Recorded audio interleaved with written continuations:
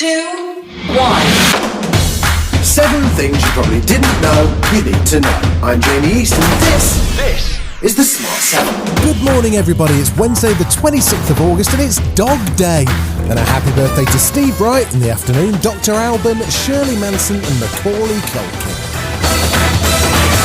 7. Boris has reappeared, this time dressed in some kind of red boiler suit. He said he was open to looking at new evidence on the need for face masks in schools. On the issue of whether or not to wear masks, in some context, we'll look at the changing medical evidence as we go on. If we need to change the advice, then of course we will. Then late last night, the government did an unprecedented U-turn, and now face masks are recommended for secondary students in lockdown areas while in corridors or moving around the schools. He also spoke about the grading algorithm fiasco. The result of the changes we've had to make, I hope, is that students do have the qualifications they need. Students of all backgrounds and all income groups have the qualifications they need to make the best of their futures. And we will work with the universities and all the other destinations they have to make sure that they are able to realise their dreams, in spite of being a generation that has been particularly penalised by COVID. Meanwhile, the head of Ofqual, Sally Collier, has quit over the row. Harry Maguire, the Manchester United captain, has been found guilty in a Greek court after a very short trial. The charges included aggravated assault and attempted bribery. He denied all charges. Sky News' Martha Kellner was live in Greece with the details of the case. They claimed that 2 Albanian men had approached Harry Maguire's sister Daisy. The men injected Daisy with something and she immediately fainted. The defendants called their van and asked to be driven to hospital, but the driver took them to the police department. Further to that, once at the police station, Harry Maguire said to them, "I am the captain of Manchester United. I'm very rich. I can give you money. I can pay you. Please let us go." Harry got a 21-month suspended sentence and has lost his place in the England squad. He's due to appeal the court's decision. As the Republican convention continues, Michael Cohen, Donald Trump's fixer and former lawyer, a man who went to jail for his role in hush money payments, has made a new ad for American Bridge, and he's not complimentary about the Donald. For more than a decade, I was President Trump's right-hand man, fixer, and confidant.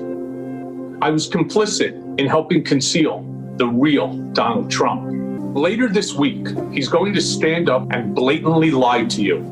So when you watch the president this week, remember this.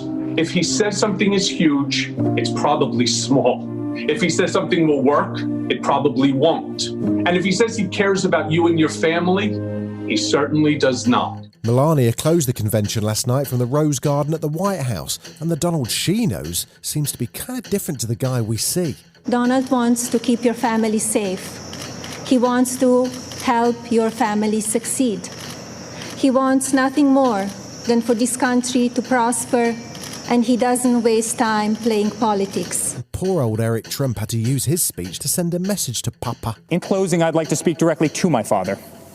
I miss working alongside you every single day, but I'm damn proud to be on the front lines of this fight. Jeez, Donald, maybe answer just one of his calls.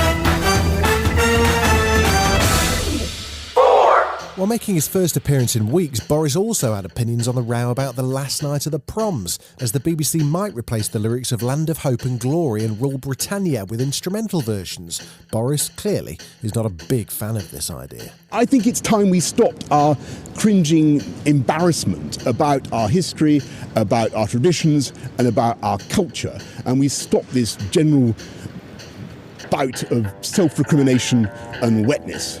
I wanted to get that off my chest.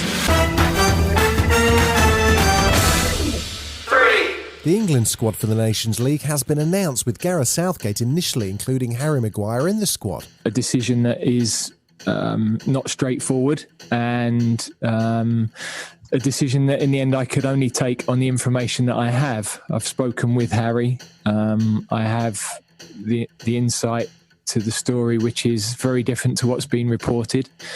And in these instances, I think you can only make decisions on facts that you're aware of. But as the verdict from the trial emerged, Gareth had to revise his selection and drop Harry. Meanwhile, managers everywhere are phoning their accountants this morning as Lionel Messi has indicated he wants to leave Barcelona. You may have forgotten that Tom Cruise is currently in the UK filming Mission Impossible, so it was a bit of a surprise last night when he tweeted a video of himself in a black mask in a black cab on the way to the cinema to watch Tenet. The cab goes past Buckingham Palace, but he resists the urge to break in. How did that happen? I'm wearing a mask. Here we are. Back to the movies.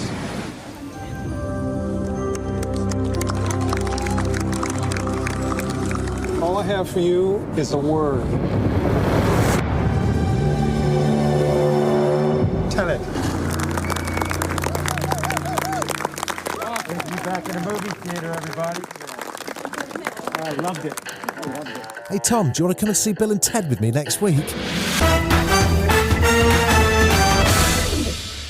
Forever pregnant Katy Perry is past her due date for her daughter, but she's excited about her plans to raise her with Orlando Bloom as she spoke to Entertainment Tonight. What do you look forward to most about raising your daughter? I'm just excited to be able to raise her in a different way that I was raised, and to let her think for herself and have choice. We're here to support her. Just lean into the magic of life and probably dress like whatever she wants to dress like for Halloween. That's going to be really, really important. I was never allowed to go trick-or-treating or dressing up. That's probably why I make up for it so much.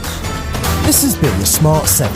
Be smart, wear a mask. We've got an Alexa skill now, so enable us and then just say, Alexa, play the Smart 7. We're back tomorrow at 7 a.m. Like and subscribe wherever you get your podcasts.